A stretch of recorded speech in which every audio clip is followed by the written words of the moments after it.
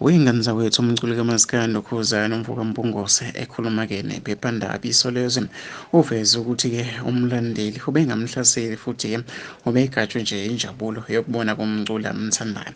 Uthi-ke uKhuzani akakuboni-ke okubi ngokubona kwakhe obekuhloswe-ke yilo mlandeli obegajwe injabulo yokubona yena. Uyabona-ke noma-ke uthi uyabona-ke nawe kwividiyo ukuthi ubezongigaxa ubengangihlaseli.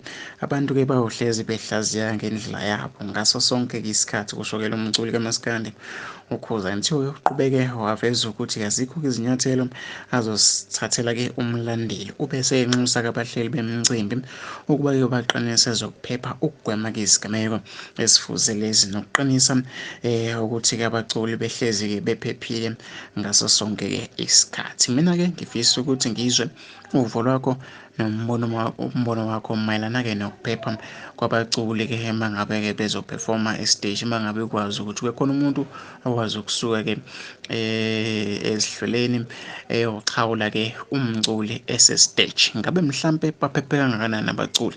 Asihlangane lapha kwi-comment section.